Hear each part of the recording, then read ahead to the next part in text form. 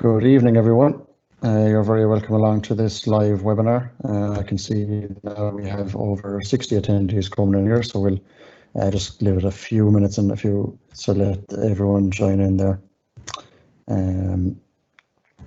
So you're very welcome to this evening's webinar, celebrating and supporting our officers, a wellbeing webinar aimed at both club and county officers, and it's a joint session on behalf of the National Officer Development Committee and the Health and Wellbeing Committee. And I suppose the purpose of this evening's webinar, it is specifically aimed at you as volunteers and as officers, as opposed to what might be more traditional webinar in the sense that we will be offering advice on promoting health and wellness among communities and among volunteers. So it's from a personal perspective this evening, and we do hope that you get benefit from it. Just a few small logistical matters before we get going properly. You'll note that this is a live broadcast, so microphones are automatically muted. Just to be aware of that. We do have opportunities for questions in the Q&A feature of the software, and to access that now, it does depend slightly on the device that you're using, but typically it's a question speech box in the top right hand corner of the screen. So by clicking that, you can access the Q&A feature, and you can input questions. And we'll address those, and our speakers will address those at regular intervals throughout the session. I suppose a different part of this evening's webinar, and something that we're hoping will certainly enhance the experience for everyone, is that we are using a Mentimeter feature. So you can see there on just bullet point 4 of the slide there. So as part of the workshop, we'll be asking everyone to log on to www.menti.com,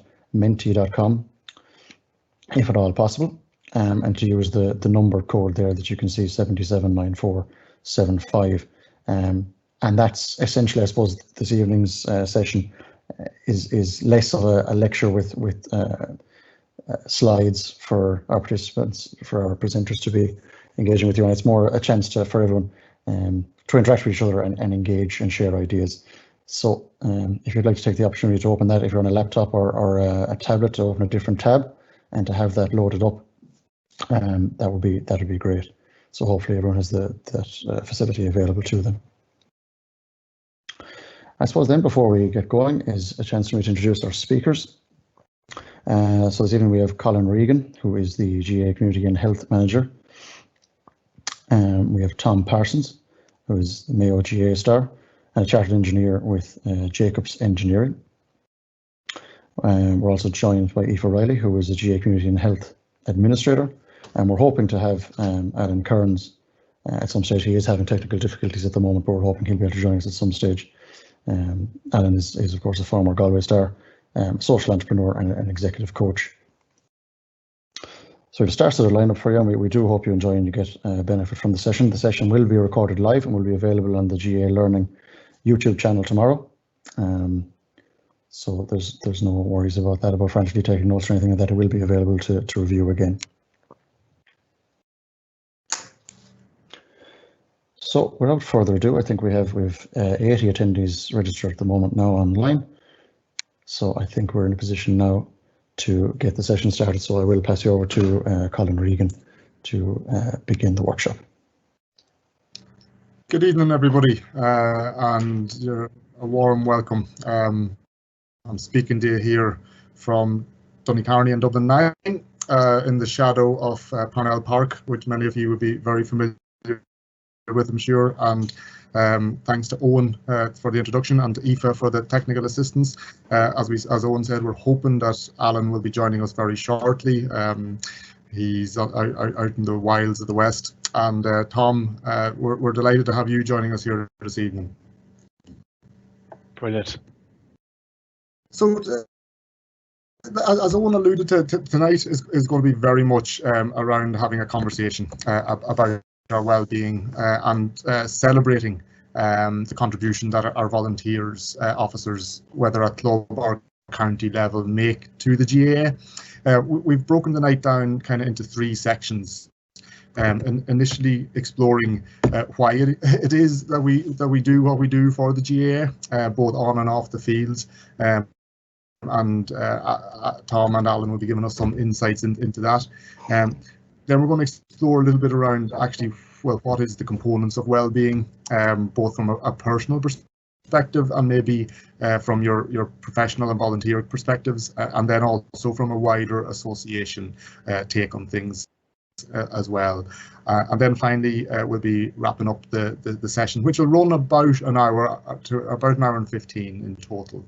We'll be wrapping up the session then with a discussion on some practical takeaways as to what you can look to implement and maybe adapt into your life in a very practical way that can support your own well-being, because as we've seen over the last number of weeks, and it's nothing new for you as GAA volunteers and officers, we're always kind of looking out at the well-being of others.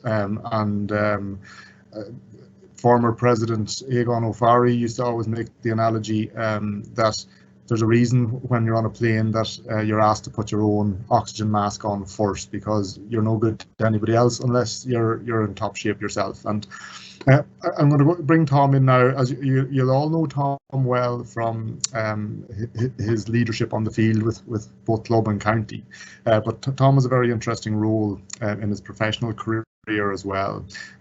He's the Beyond Zero Culture Manager Europe with Jacobs Engineering, and we'll be touching on that role a little bit later. But Tom, might just throw the ball in with a little bit around your own background into the GAA, and maybe some of the leaders and inspirational GAA members that inspired your own journey. Yeah, no, thanks, Colin, and it's fantastic to be on the call. So first and foremost, thanks for the invitation and the opportunity to speak tonight to, as you said, some of our leaders in our GAA community. And the last number of weeks, I think we've all had an opportunity to really reflect on life, and I suppose on sport and the GAA, and I think in all our lives we're really missing it at the moment. And on that reflection, I've just been thinking how magic, first and foremost, the GAA is. We've 2,500 clubs around the world that are really the heartbeat of Irish communities, and the heartbeat of Ireland. And as a player, I've been thinking about this personally, and I've been privileged to represent my club at all levels, to represent my county at all levels, and play in front of full stadiums, and it's been a huge part of my life and something that I've been privileged to be a part of. And I've been thinking about over the weekend, since you invited me on this call, how I got here, and a huge part of that, and actually I know I wouldn't have got to, I suppose, my position from a sporting perspective if it wasn't for the club, county officers, coaches, development officers, volunteers, the people on this call.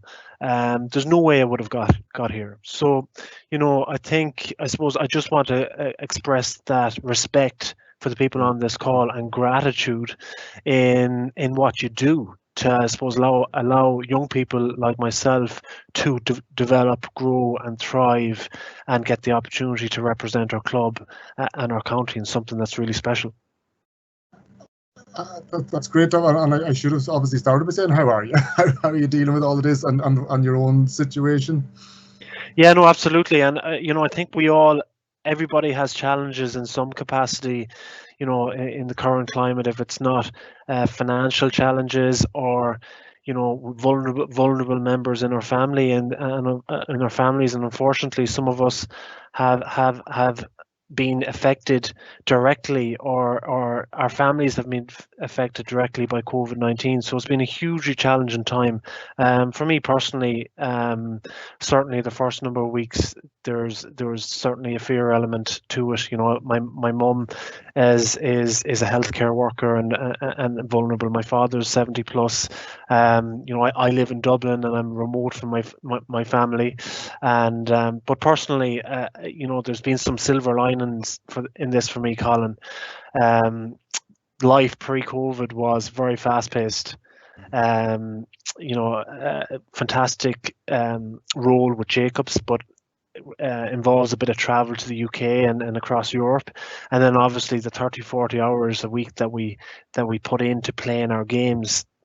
There wasn't many spare hours, and I've a 6-month-old baby boy in the house. So the last number of weeks I've got some real magic personal time. So for me, there's been some silver linings in the connections that I've made with people that are close to me, you know.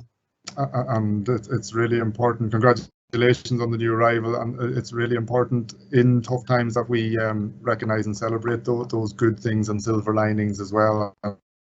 I'm sure our officers online are familiar with the 30 hours a week that they're putting in as well, and they're wondering how on earth did they manage to now that they don't have that same demand on their volunteer roles.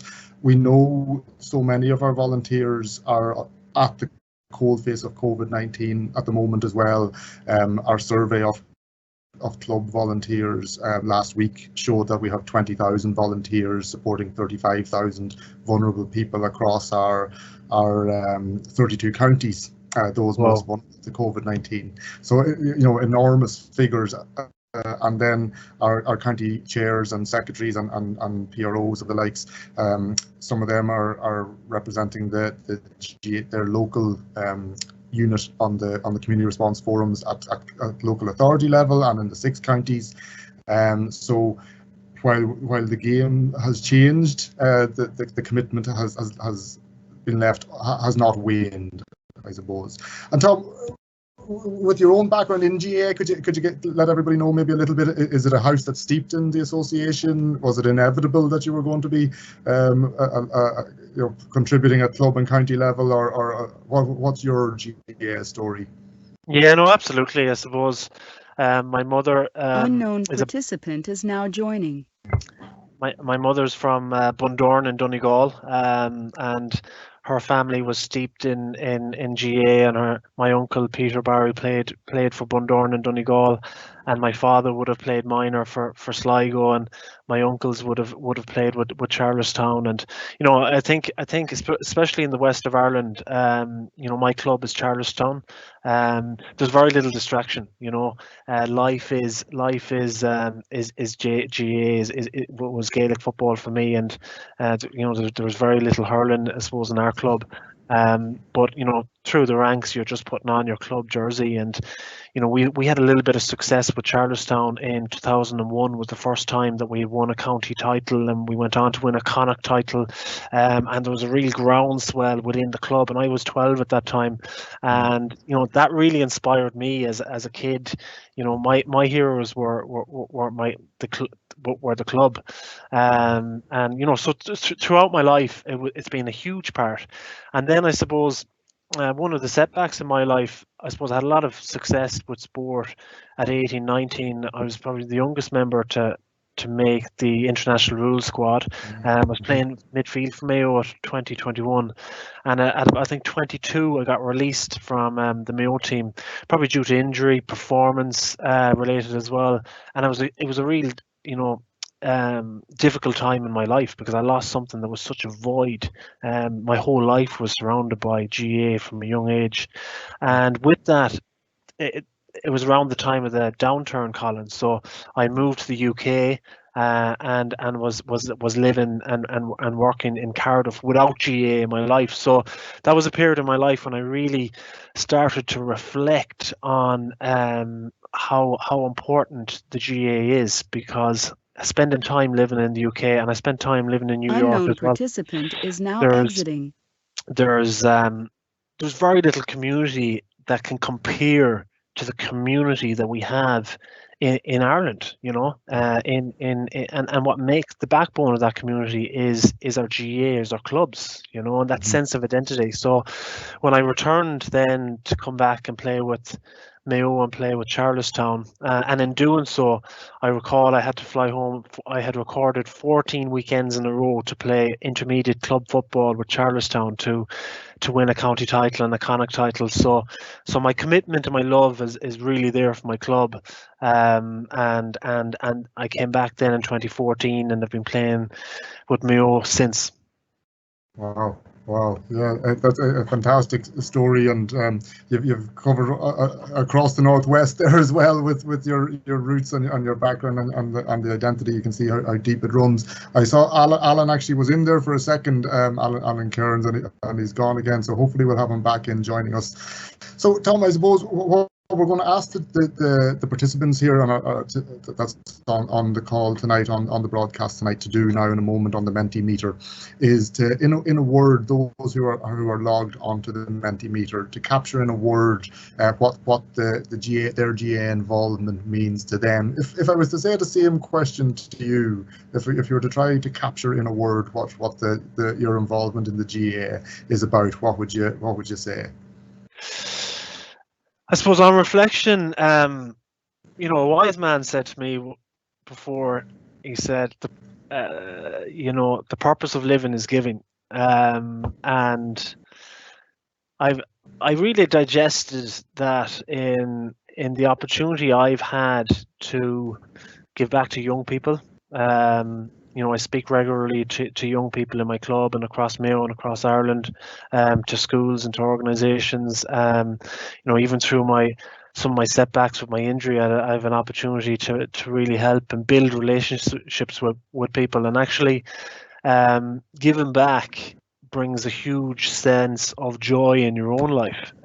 So for me, I think what the GAA stands for, and why it's the best sporting organisation in the world, is because it's all about giving, and that creates a magic culture in our communities when people put their hands up, volunteer, give their time freely to others.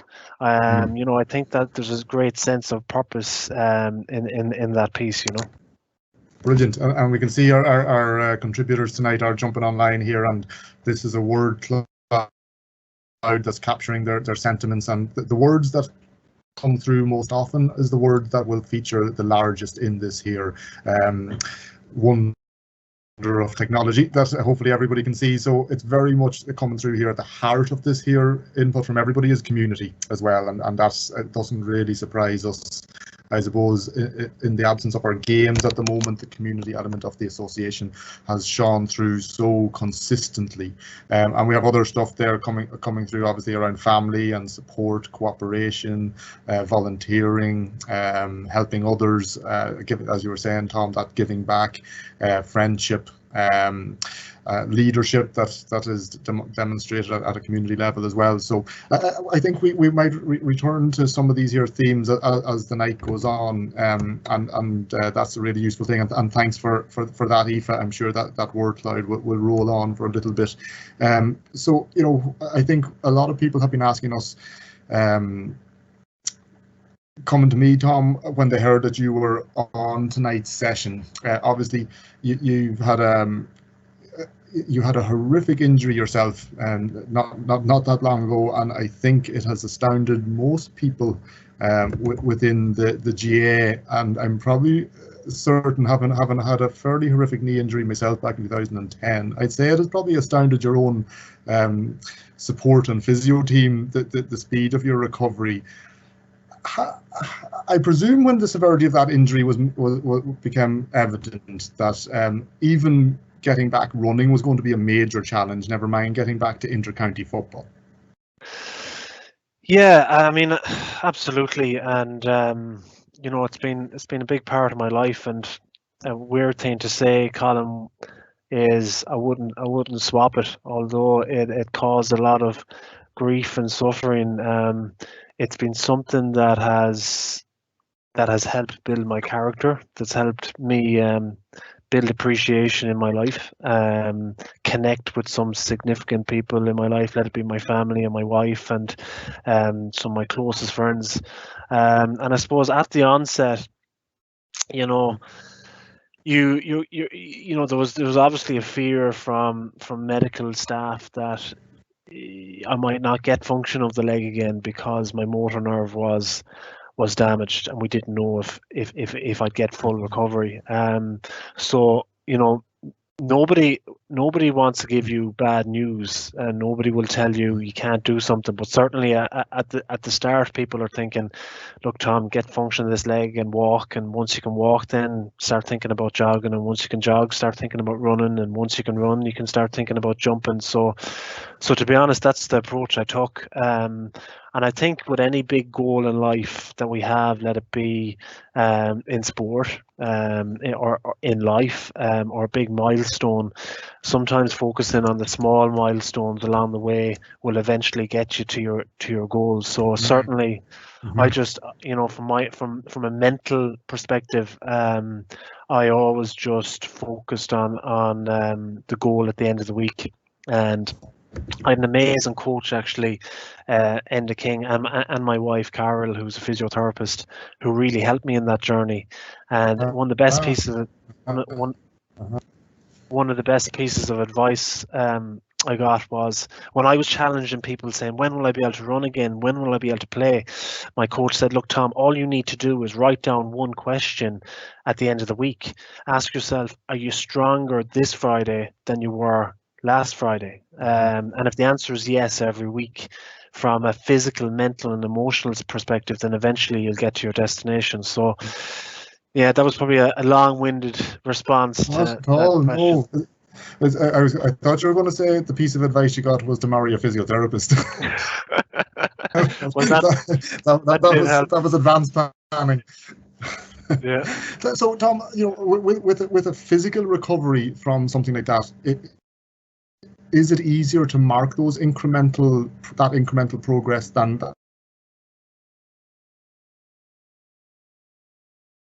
You're breaking up a little bit there, Colin.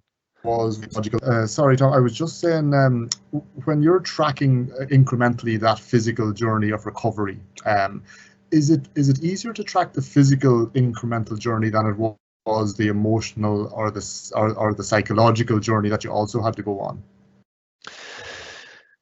Yeah, and I suppose you don't really, diligently track, week to week, month to month. You just try to win the day and break it down and win the day. And to be honest, that was my approach, physically, mentally, and emotionally. And from the mental perspective, the big challenge and piece was, big parts of my life was football. So that was gone for the foreseeable future. My career with Jacobs, I was a project manager and engineer working on some really interesting projects. So for 7 months, I couldn't work because I was in a brace, and just my general freedom and movement. So I had lost so much aspects of my life that, one of the big things that I needed to do, Colin, was find opportunities in the midst of this setback, and the opportunities I found was to spend time and build relationships with people around me that I didn't have that time, to invest in a bit of my own self-awareness and personal growth, and learn and grow and develop. And I actually, I found so many opportunities in that injury, which was interesting. And a close friend of mine is Andy Moran, and a really positive guy, great outlook on life.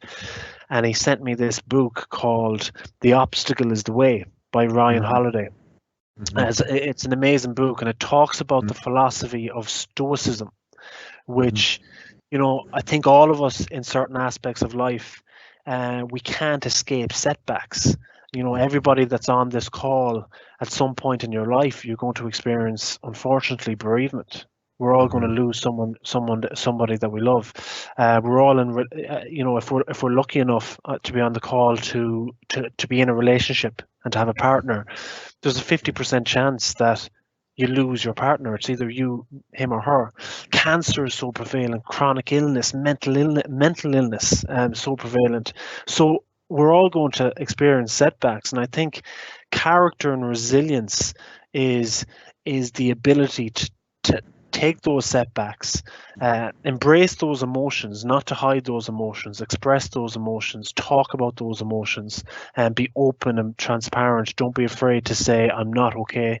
And they will help propel you and build your character. So for me, the obstacle is the way that the injury actually helped create fantastic opportunities in my life in different aspects. So it's something that was a negative that on reflection has actually been a real positive.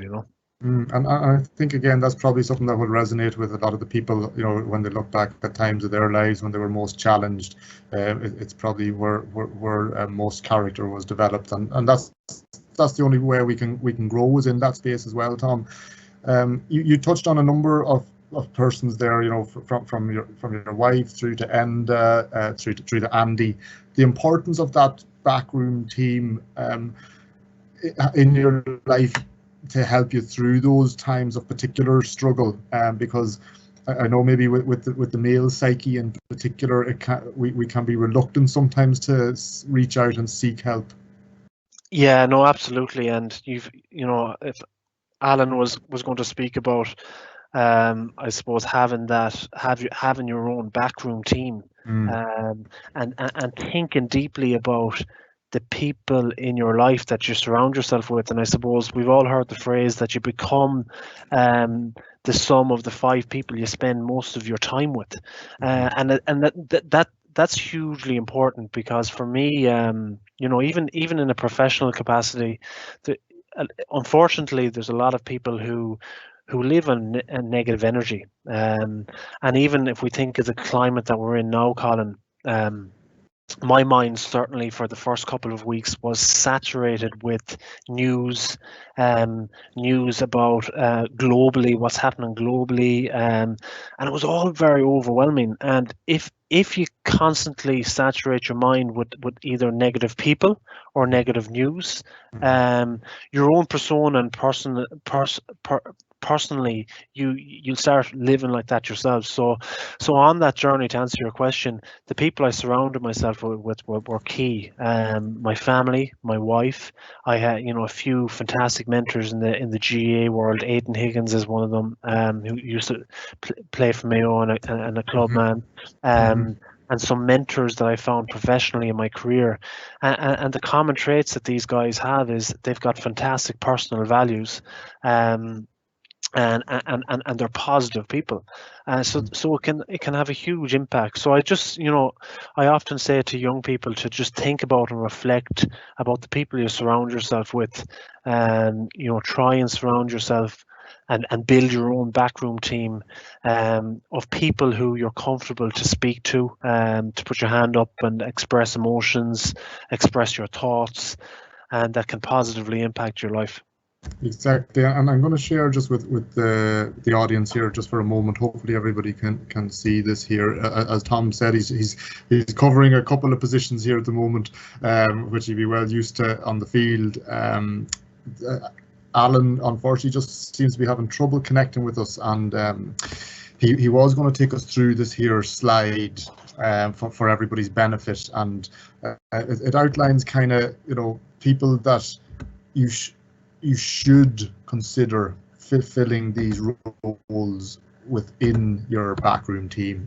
So who is the people that inspire you in your life? Who are the people that hold you to account, tell you the truth, teach you skills, are at a level you wish to get to, so someone you aspire towards, and then offer you some self-care and management as well. So Tom, thanks for kind of stepping into the role there that Alan was to take us through. Tom, one of the things we were discussing when we were planning this webinar, myself and Alan, was talking about moving into the next section of the discussion, which we said, what are the components of well-being, and drill down into that a little bit, both from your knowledge of it from a personal perspective and a professional perspective. Sometimes it can be overlooked how important the actually being part of a tribe like the GAA is, and that there's huge evidence behind the contribution that that sense of purpose that derives from volunteering and belonging that's offered by the GAA actually contributes to our own well-being. Is that a sense that you get? Do you think is there enough recognition of that? Yeah, no, absolutely. And I think when you look at well-being holistically, sometimes we think that it's only one facet of well-being. You know, we think maybe solely mental health, but 5 or 6 pillars of well-being is obviously the physical well-being, the mental and emotional well-being, is the opportunity for personal growth and setting goals. And the one we forget about is social well-being, is the connections we have with people, and we are social animals. We thrive on communicating and building relationships, and being part of a purpose and being part of a tribe. And I think that's exactly what the GAA does. It helps create that sense of identity. And it's amazing, Colin. I work with a multinational company, and my role is global, and I spend a lot of time working with people from the States, for example. And I always ask someone from the States, where's your home place?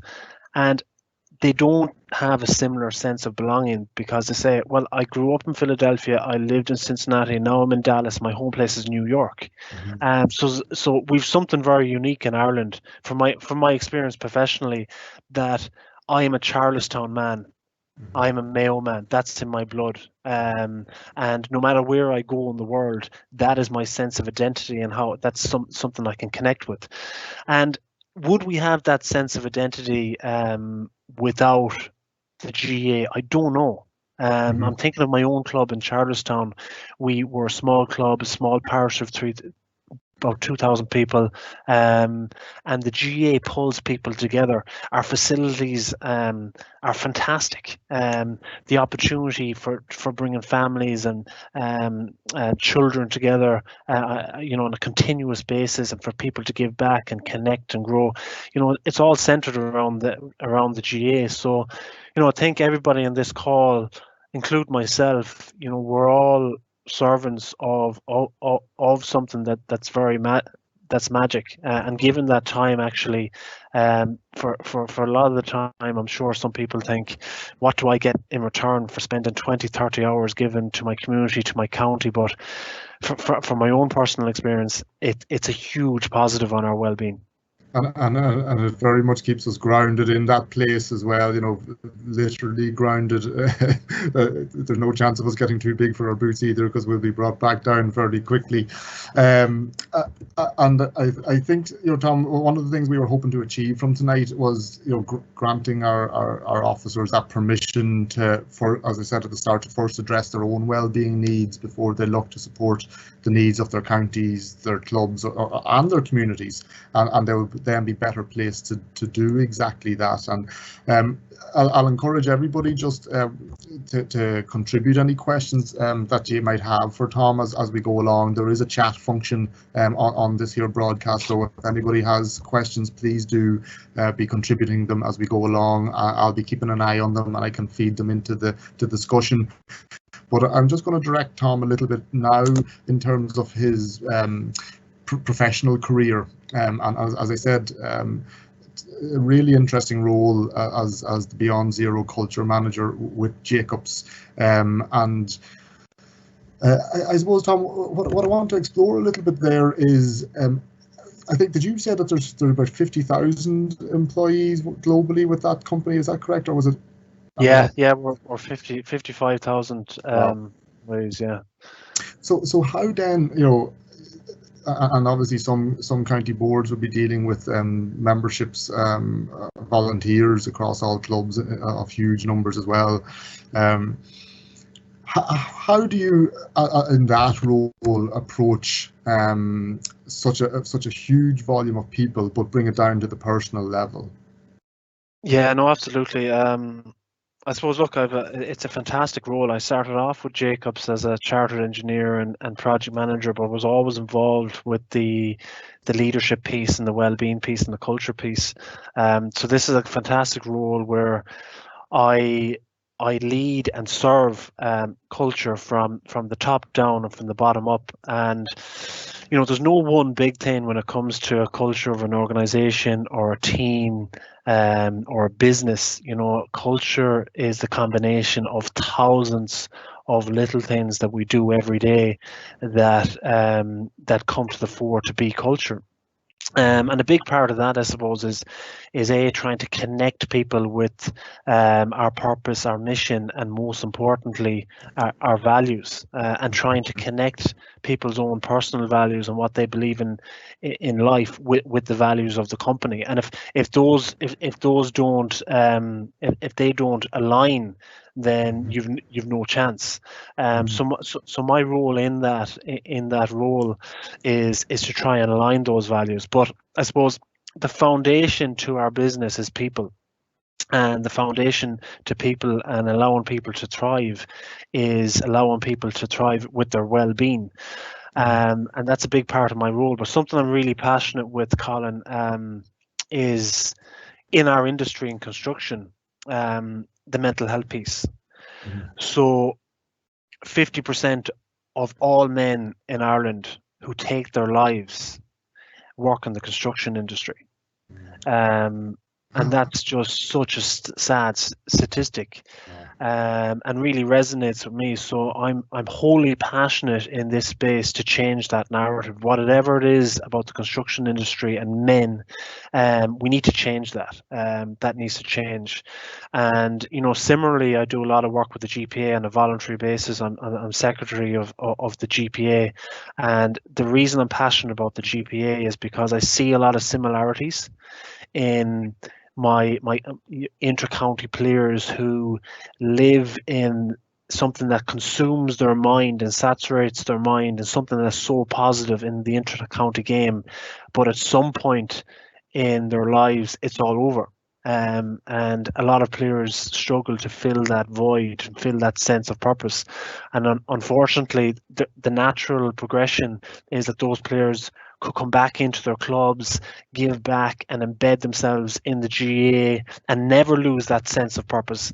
But that's not the case. So passionate to do work with the GPA as well, on the mental health perspective, to try and protect players so that when they do finish playing, they still have that sense of purpose. That's really, really interesting. I think we might have Alan on the line now. Alan, you're very welcome. Alan, how are you? Yeah, we're hearing you slightly faintly there, but you're Can you hear? Is that better? That's better. That is indeed, Alan. Great to have you joining us here, and Tom. Not at all. Tom and myself. Tom has been carrying the team effort here ably and capably. So, Alan, just to maybe to bring you up to speed and bring you into the conversation, Tom has really been talking about just the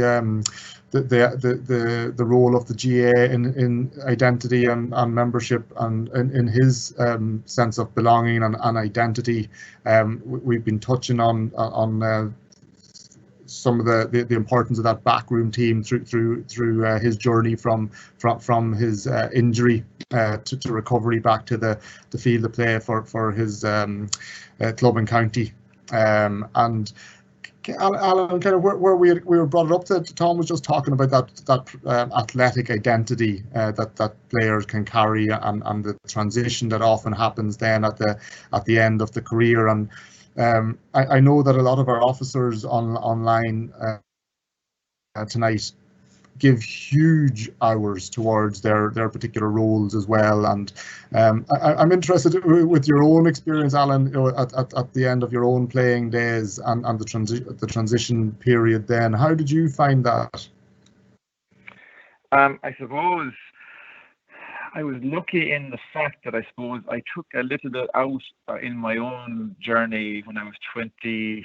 I think I was 2005. I went to Africa for 3 months, which was kind of like a semi-retirement, and it's kind of like what the players are getting at the moment, a kind of sabbatical, where I had time to reflect on life. And I suppose we're in the middle of Africa in a really challenging environment, where food and survival is the utmost, I suppose, priority of the day. It gives you a whole new view in life and a whole new perspective and a whole new set of values. What are the values? What are the behaviours? What are the priorities?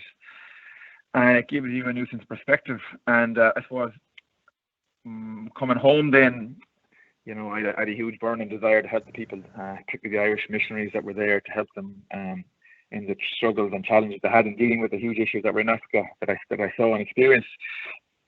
So I suppose that gave me a whole new sense of purpose away from sport that I was really, really passionate about. And I think having a sense of purpose, having a career that fulfills you away from sport is key, in particular for the amateur status, because, you have to have a sense of purpose. You have to have something you're really passionate away from the pitch. I always say to players, you have a huge passion. You have a huge passion for sport and for hurling and football. You got to find things away from sport that you're probably not as passionate, but as close as possible to be as passionate about. So that when you do leave the sport, that big void, there's another thing to jump into. So it's all about preparation as well. Preparing your career, preparing other things in music, other hobbies, other things you want to achieve in life that you're really passionate about. That's key for me. So that's what we try and help the players with through the GPA and through other coaching programs to try and support them in terms of preparing for life without sport. Because when you do, it's proven, I think, in research at EPA, well, that Colin, that when you leave sport and you don't have anything that fulfills you in a meaningful way, and when you do leave sport, there's a huge void.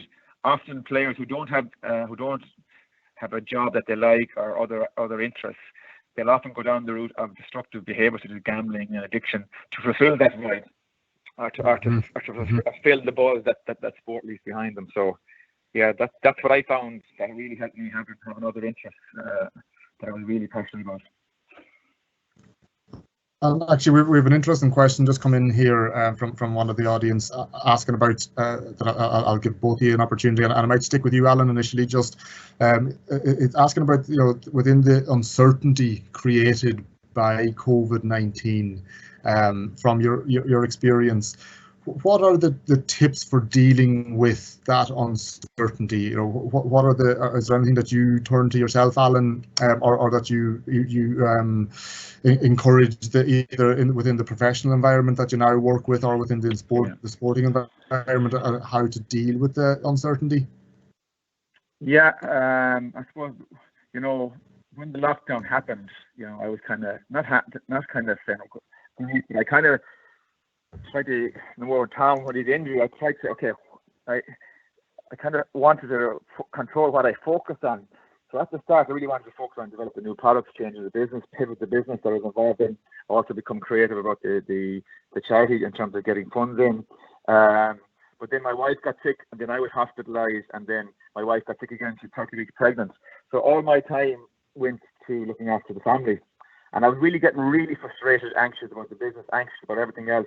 And I had to call one of my backroom team as Tom was going through there, a coach, and I was explaining everybody else is doing this and everybody else is doing that. And he said to me, he said, Alan, your greatest role in life now is being a father and a husband. So just focus on that and really enjoy the time that you have with the kids, because you'll never get it again. The rest will look after itself. So that really helped me to become aware of what I was focusing on. So to understand that what you focus on, you feel, or focus on what you want and not what you don't want. That would be one thing. And the second thing is be aware of the language you're using. This is a disaster. This is that. So I would encourage people to ask themselves really good questions. Tony Robbins said all great people and great organisations continuously upgrade the quality of the questions they ask themselves. So a question that they could ask themselves is, how best can I use the resource at my disposal to get through this? Or how best might I use this time that I now have to do other stuff that I really wanted to do in life? Another tool would be to develop a self-care plan, to a daily set of behaviours that allows you to show up at your optimum best and be in control as much as you can. And also, as we said there, develop a support team around yourself, that if you do need help, you feel comfortable to ask. And if you have a good team around you, and you strategically build that team or support team like a sport as a speed team has, they will help you navigate those difficult waters and help you, get through it. That'd be my key 4 tips. Very good, Alan. Thanks a million. And Tom, just to throw that one across to yourself then as well. Yeah, no, very aligned with with Alan in respect to focusing on what's in our control. And actually, an exercise we do in sport, a lot of high performing athletes do, is this called the circles of control, where you have 2 circles, and one circle is what's in our control, and the other circle is what's in what we can't control, and in the middle where they meet is what we can influence. And from a sporting perspective, we are performing really well when we're focusing on what's in our control. But when we move our mindsets and thoughts to thinking about what's outside our control, i.e. what are the media saying, what's external people saying about us, what's the opposition going to do, what's the weather going to be like on Saturday, how's Aidan O'Shea going to perform, if you get into that realm, then you're in trouble. And I see big similarities to how we deal with COVID-19 and our coping mechanisms, because if we were, and let me tell you, when this kicked off, right, for the first 2 or 3 weeks, my mindset was in that box of what was completely outside of my control. I was thinking about what's the future of my job, what's the future of the business, what decisions are the government going to make, what does lockdown look like, what does 6 months bring, when will I be able to play football again? And they're all in that circle. But when I moved to what Alan is talking about, and actually wrote down, okay, what can I control? I can control the relationship I have with my wife, the time I spend with my boy, the opportunity for growth and learning and development, how I speak to people, how I talk. I can control my well-being. And we're actually, as humans, we're looking for something that's in our control. That's why we've seen people saying at the very start of this, going out and stockpiling toilet paper and stockpiling food, because they're hungry for something that was in their control. But when we actually step back and think about it, there's loads that's in our control. So for me, very similar to Alan, focusing on that element. And Tom, I'm going to actually just continue on that vein now, because just before Alan joined us, I was about to bring in to one of the tools you use in your professional role as well, with Jacobs, around the 9 boxes within one's life, and those are very much something that one can control as well. So I might just share with everybody again, just as a bit of a visual prompt, what you sent on to us here. And Alan, or Tom, if you wouldn't mind maybe talking us through kind of the rationale of this here little toolkit. Yeah, no, absolutely. To be honest, this started with me in 2015, where I was struggling with what success was for me in my life. Success for me was, at the time, it was all revolved around Mayo football, my performance in Mayo football, winning All Ireland, and I was completely focused on one aspect of life. And I think we often have blurred lines to what success is for life. So as a doctor psychologist presented this theory, which is a 9-box theory, which essentially is there's 9 aspects of life that if a person, regardless of age, gender, faith, or where you live in the world, if a person can live by these 9 boxes, the theory is you live a fulfilled and happy life. And it really just caught my attention. And the 9 boxes are obviously the family, relationship, friends, which is our social connections, right? Our health, our physical, mental, and emotional well-being, our career, and our hobbies. So that's what we can actually tangibly feel. And then the aspirational piece is, what's our moral code? What do we believe in as people? How do we personally grow throughout life? And the opportunity to give back. And it really just caught my attention, because success for me and well-being for me is trying to have some balance in all these 9 boxes. And what was really interesting when I, at a young age, when my whole focus was in one box, right, the sport box, at the age of 22. I was so focused on that aspect of life, so much I allowed my relationship with my current wife to break down, disconnected myself from my family, didn't appreciate what giving back or personal growth was, failed major engineering exams, and I was so consumed by one box. And what happened, Colin, was when I got dropped from Mayo and released from Mayo, my whole life was shattered, and I went into a place of, of depression for a few months. And when I came back and actually created balance in my life, where actually, do you know what? It's not all about success on the field. It's about success with my relationship, success with my career, investing in relationships with not acquaintances, friends, giving back to others and community, and doing a bit of coaching. And when I got this balance, what was so funny was I was in a much better place, and I actually started performing better in every box. Wow. So it's just been a tool that, I check in with myself and say, what does success look like for me? Do I want to be a big dog CEO of a big corporate organization at the detriment of getting divorced, disconnecting with my family, not being able to play my sport? Is that what success looks like for me? No.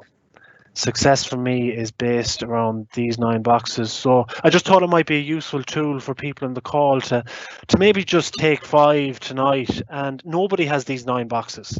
Some people might only have 4 boxes. Some people might have 5 boxes. Some people aren't lucky enough to be connected with a family or have a relationship. Some people might be without their career at the moment. But regardless of what you're lacking, there's other aspects of life that you can bring into play. So I just thought it was food for thought.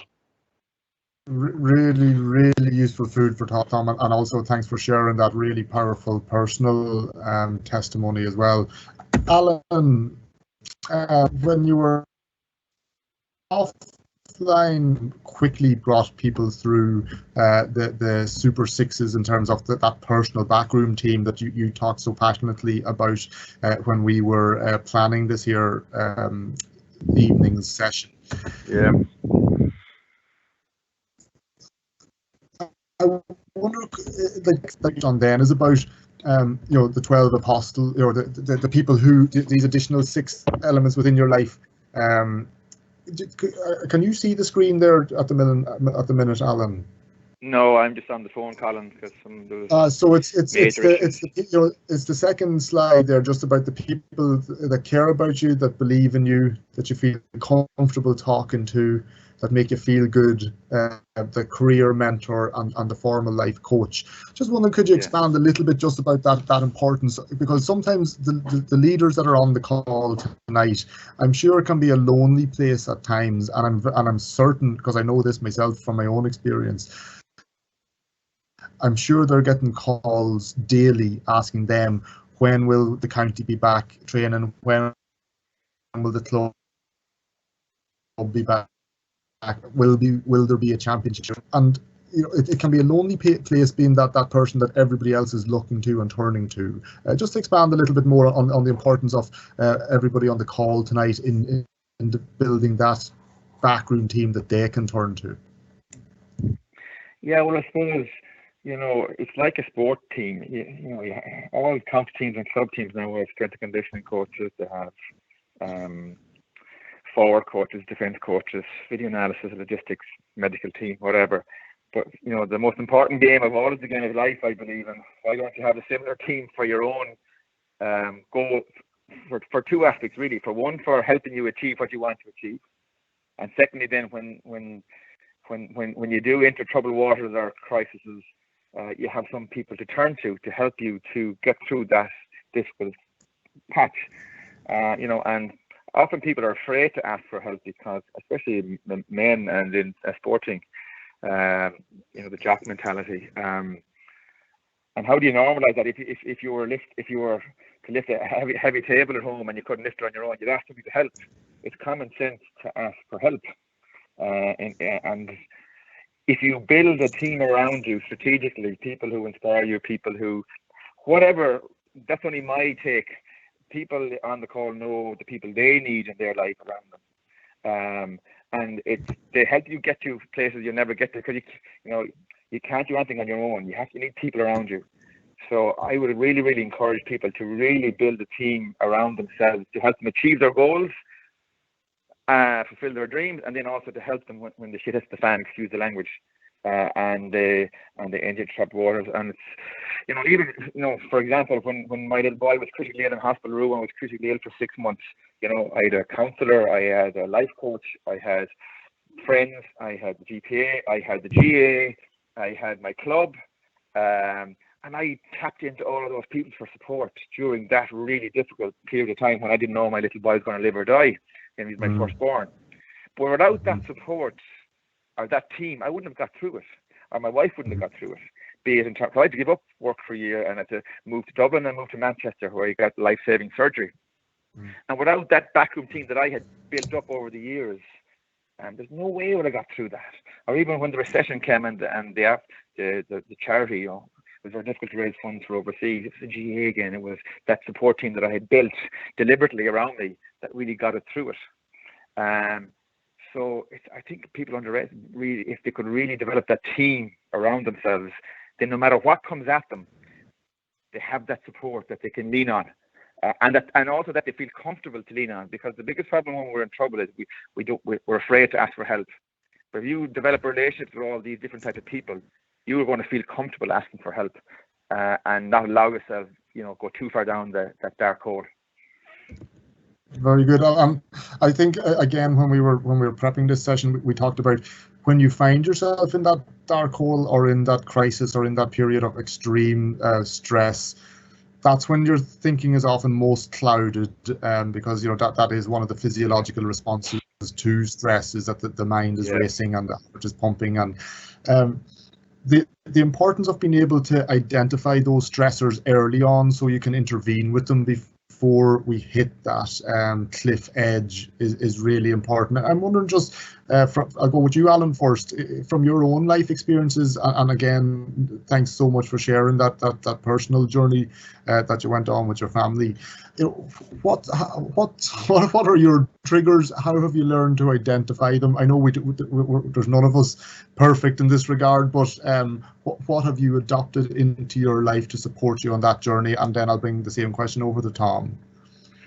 Yeah, well, I suppose one of the key things I've learned during, many challenges in life was that it was early on that I was taught this by a coach in terms of developing a set of daily behavior. So if you brush your teeth once, don't do it for 2-3 weeks, your teeth are going to rot. Or if you don't train regularly, you're going to become very unfit. Same thing with mental fitness and emotional well-being. If you don't develop a simple set of practical daily routines that allow you, build that fitness over time, then when challenges come, you're in a far better position you've built a bank of personal resilience. You're in a far better position. So it's sleeping, it's exercise, it's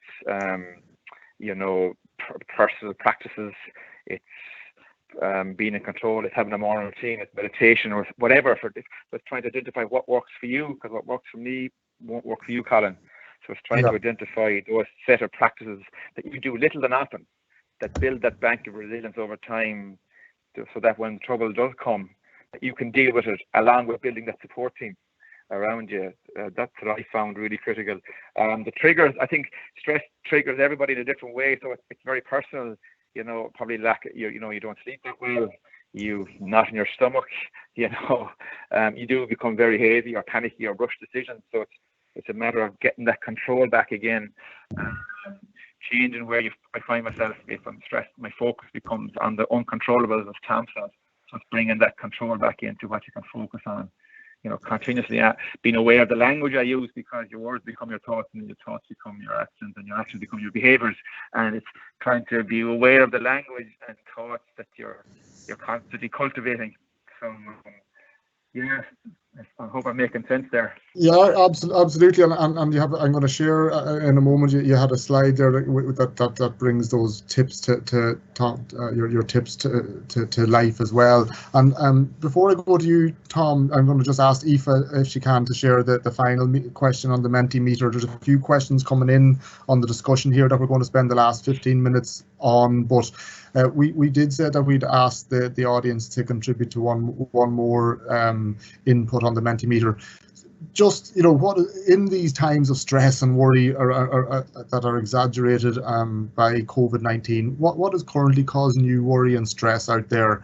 And this is completely anonymous feedback, so we can't identify anything anything anybody contributes. It might inform our discussion over the last 15 minutes when we look to focus on one of the things that everybody can take home as a focus point. But Tom, as people are filling in that, and again, you just go to the menti.com and use that code 779475 to input into this word cloud. Tom, similar to the question to Alan, how have you learned to maybe identify stressors earlier so you can get them when they're more manageable?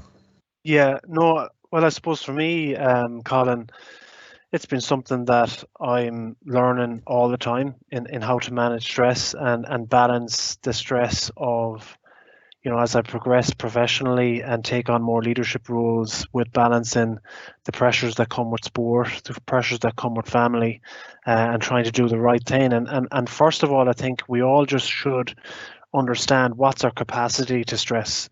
So, if we had a young person, particularly, let's say a young person coming into our organization, his capacity, if we were to see it, his capacity might be that cup.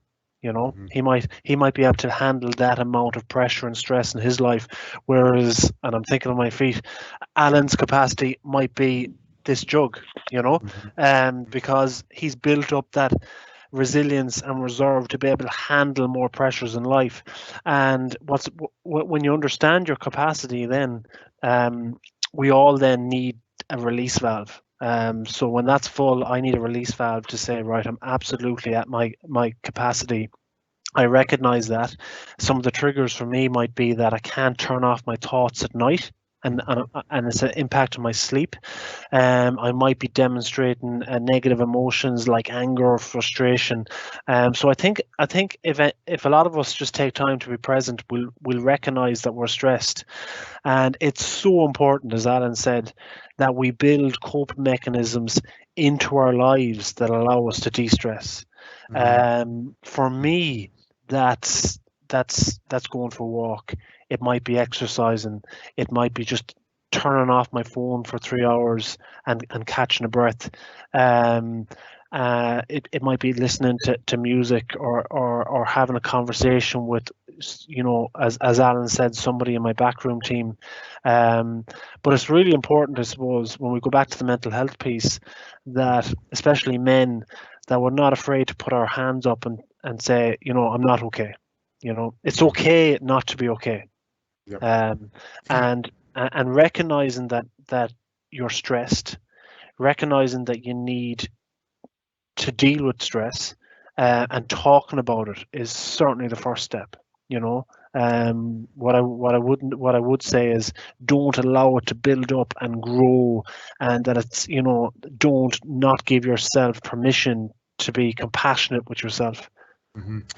And that really solid advice, Tom. Practical, solid advice, and hopefully everybody can see that the Mentimeter discussion that's coming up here, and smack bang in the middle, which means it's the most common word that's been put in here, is the uncertainty that this here entire pandemic is creating. And hopefully reflecting back on Tom's circle of influence and what's outside our influence can assist you on that journey. We had a webinar a couple of weeks ago also with Professor Pat Dolan, who is the UNESCO chair over in NUIG, a passionate GAA man, a Dub exiled over in Galway, and works with us on the Dermot Early Youth Leadership Initiative. And one of the questions that he got also was about how to address some of the uncertainty within the current climate in which we're living, particularly for young people that it was addressed towards. A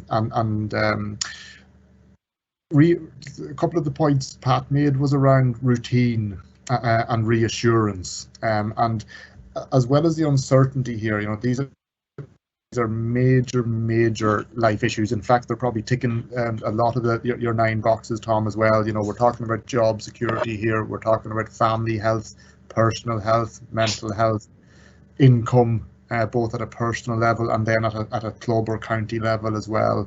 And there's obviously a lot on people's minds at the moment. So Terry Hayes on the discussion here highlights the importance of communication at this time with fellow officers, and that's probably, it is absolutely more important than ever, and having the accurate information to deliver. I think one of the things I took from this here entire experience, and one of the discussions that Michael Ryan, who works with the WHO, a Sligo man who manages a lot of their international pandemics, it was about the speed at which information changes during something that, like a pandemic, and that can often add to uncertainty. So Michael was stressing the importance to just to communicate, and sometimes to acknowledge, I don't have that answer, I don't have that piece of information that you're looking for at the moment, but to be big enough to say that you don't have that information, but to still keep the lines of communication open. Alan, from a communication perspective at a time like this, is there any tips or advice that you might offer to our officers online? In terms of to the community or their colleagues? No, I would say more, maybe more even just from if there, I think what was coming through on that word cloud was maybe the lack of clarity around returning to games, the lack of clarity around I suppose the entire situation, and how best to manage communications when there might be a lack of clarity about the data you can offer or the information you can offer. Yeah, I think honesty is the best policy, isn't it? And clear, short, clear, honest, factual information. You can see the difference between, the leaders globally who are causing chaos and who are like, I think the lady in New Zealand, Jacinta Ardern, is phenomenal in terms of her delivery, but also the compassion and empathy she has. So it's to try and deliver the message in a really clear, firm way, honest, but with some empathy and compassion. That's what most people will respond best to. And it's important not to just throw willy-nilly information out that causes confusion and chaos. I think people should really prepare and maybe get help or coaching with the best way to communicate a message to a community, to an individual. But yeah, I think honesty is number one. Clarity and brevity as well. Yeah. Actual. Because I think we're all being bombarded with information at the moment at certain channels as well. Less is more. Yeah, less is more, definitely. But yeah, my advice would be honesty, brevity, clarity, and just with compassion and empathy. And really solid advice, and I know myself, I've stepped back big time from the amount of media that I consume at the moment, because like in some ways this is manna from heaven for radio, because they just want something that will stir a discussion, and they don't really well, exactly, Colin. I remember at the start I was watching Trump and all, and I wasn't sleeping because I was getting so mad at his reaction. My own personal opinion of him, I was getting so angry. Why is he not doing this, and why is it, but I just cut it off then. It was affecting my sleep, so I just no TV, no news beyond 6 o'clock, and I'm sleeping a lot better. Simple little thing like that changed my own well-being again, because I identified what was really angering me or irritating me, so I just cut it out. No, really solid advice there, Alan, on the communication front. Tom, obviously with your industry hat on, your professional hat on, it's been a massive time of concern across the construction industry as well, and I'm sure you're managing a lot of difficult communications at the moment too. Anything you'd like to contribute into that element of discussion? Yeah, no, absolutely. It probably echoes Alan's sentiments about, when we typically look at communication, how we communicate, we know 90% of communication is non-verbal, right? So I can sense from your presence, from our eye content, a lot of the communication. And what I'm finding from a business perspective, maybe the conversations we're having with people are getting frustrated. And I think it's really important that we show what Alan said, patience, compassion and empathy to the conversations we have with people.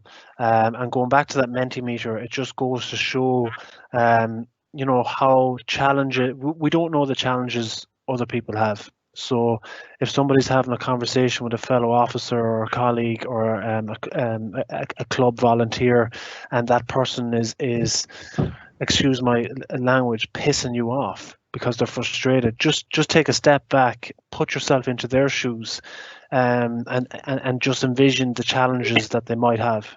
They could have a family member that's vulnerable. They could have a member of their family that's suffering with COVID-19. They could have lost their job. They could themselves be saturating their mind with what Alan talked about, news, and they're frustrated for a good reason. So just try in the communication piece, show empathy, compassion, and patience. And what I would say is maybe just reflect too on your own network, who might be alone at the moment, and maybe make a phone call, because some of us are blessed to be living with families and be in relationships and have that contact with people. But there's a lot of people in our community, in our network, as officers, as volunteers, who are alone, and would love a phone call just to have a conversation and make that connection. Exactly, and I've seen some inter-county players, past and present, have been making themselves available to chat to anybody in the community that might be living alone at the moment. Mr. Brady over Mayo, I think, got the ball rolling, and there's been some great examples of lads rolling in behind that, and lassies too. There's a question just that has come through here as well, that I think that we're nearing the end of the session, but I think it's a really important one. And both Alan and Tom tonight have been incredibly forthright about your own journeys and experiences, and the question here is just asks about how did you both get the balance back in your life following a time when you were feeling low or depressed, or maybe extremely challenged by what life had thrown at you? Where did you start that journey back? And maybe I'll go to Alan first, Tom, if that's okay. Yeah, well, let me see. I suppose every situation was different, but say, for example, when I was doing the Alan Kerins projects, we were working in 8 countries and we were raising millions for different projects. Then the recession came and we got cut a load of staff, and I was on my own with one person in the office handling millions of euro and big projects. And you had to work 10 times harder for 10 times less, because all the donations were going to local causes during that recession, and the budgets were cut massively in terms of overseas aid. So I was working more and I got totally burnt out. Could see it coming. I lost my form, my hurling. I got dropped from the Galway team over the charity. Was getting married, and it came to a point where I was either going to get sick.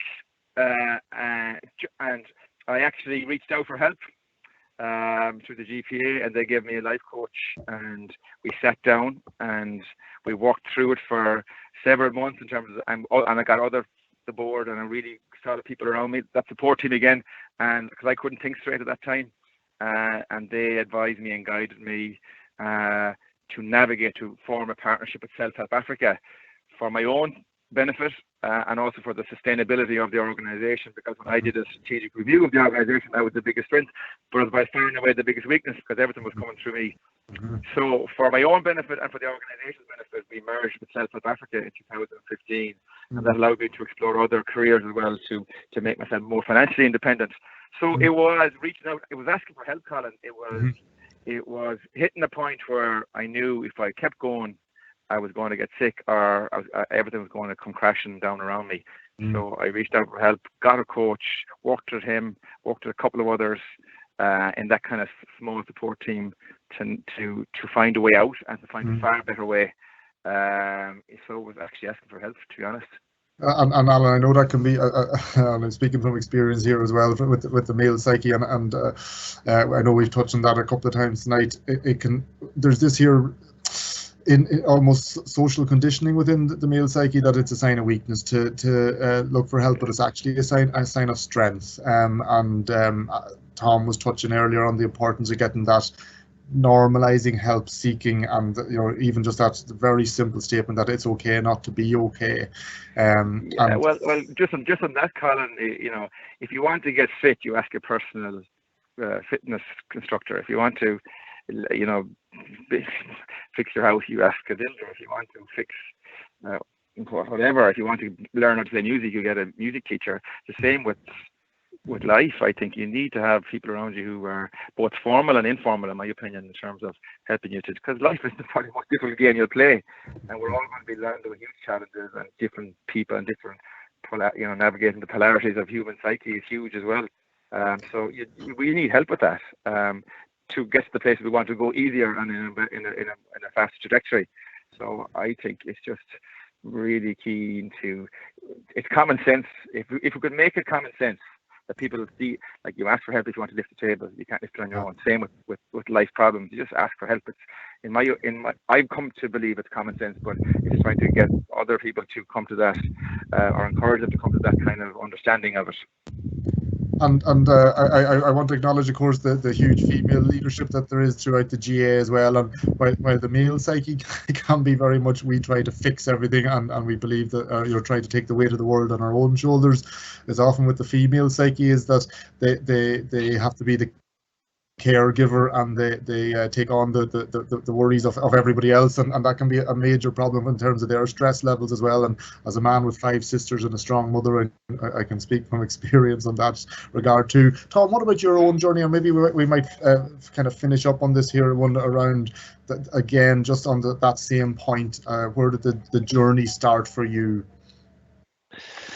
Yeah, very similar to Alan. I think, when we do find ourselves in a difficult position, to have that strength to ask for help is so important. And when people are low, just think for a second that, when you look at statistics, we know that 1 in 4 people will be diagnosed in their lifetime with a diagnosable mental health, right? But 100% of us have mental health. And, from the Mentimeter question there, everybody is going to experience setbacks in life. We're all going to experience bereavements. We're all going to experience ill health, physically, mentally, or emotionally. So first of all is to realize that you're not alone, and that everybody needs help. And when you actually reflect on it and think about it, you think, why wouldn't I ask for help? So that's first and foremost. And, I'd really, I suppose, encourage people to, from a physical health perspective, if we need to be proactive in looking after our mental health as well. Sometimes mental health only comes into the piece when we're actually in trouble and now we need help. So, those of us who are in good health mentally and emotionally, that doesn't mean that we don't need to work in this space and be proactive in looking after our mental health. If we're not proactive in looking after our physical health, our bodies will show it. And equally, if we're not proactive in looking after our mental health, our minds will tell us as well. And one quote I have on my phone, Colin, very simple, right? And it says, "Do what is hard and life will be easy, but do what is easy and life will be hard." And think about that for a second. It is hard sometimes to put your hands up and say, I need help. It is hard to invest in working on your mental health. It's hard to actually show empathy and compassion. It's hard to get out and go for a walk and exercise. The whole well-being space is hard, but I promise you, do it and life will be easy. But if we take the easy way out and not be proactive in looking after our health, our physical, mental, and emotional well-being, unfortunately, that's when from my experience, that's when life has been really difficult. Tom, I couldn't think of a better, more powerful sentiment to finish tonight's session on. I'm going to stick up a slide here just as I thank everybody for everybody just to look at as well. And it was a slide that Alan had pulled together just to kind of summarize some of his thoughts about tonight's session as well. And just for everybody on the line, to reassure you, within the GAA, obviously the Samaritans is the GAA's official mental health partner and has been for 5 years now, and they have a helpline 116123 that we encourage all our members at any time of need within their lives to pick it up. It's a listening service, and initially when we went down the road of partnering with Samaritans, there was a sense that it was a charity that worked exclusively in the area of suicide prevention, and while that is one of their main missions, the vast majority of their calls are around all the life issues that just popped up on that word cloud a few minutes ago. They get a lot of calls from people worrying about finances, family, relationships, health, and actually even just people that need to get something that they've been mulling around in their head that has interrupted their sleep off their, literally a problem shared being a problem halved. Within the association, as one of the comments that came up on the chat there, the importance of us all using that support network we have, be it within our own executive at county or club level. We're an incredible organisation when we hit tough times, and one of my roles within the GAA is around the coordinating responses to critical incidents, and how the GAA responds at those times is just incredible, and you as leaders are usually at the forefront of that. So I'm encouraging you just to use the same network before we hit periods of crisis to support yourself and to build that backroom team that Alan and Tom have been speaking about this evening. We also then, of course, have county health and wellbeing committees established across the 32 county boards. And I'm hoping that one of the real positives to come out from COVID-19 is a greater recognition of the community work that our clubs do 12 months of the year. The country is only getting to see it now because there's such a spotlight on that work in the absence of our games, but we all know that that is really the backbone of the association in many, many ways. I just want to say a huge thanks finally to Owen and Aoife for managing all the technical side of things. Alan and Tom have been so generous with their time tonight, and offering their professional and personal and sporting inputs into this here topic. I know we've covered a lot of stuff here, and again, when we were planning the session, the boys really emphasised the importance of everybody online tonight focusing in on one area that resonated with you from tonight's discussion, that you can focus on over the coming weeks, where you can hope to implement change, and maybe use that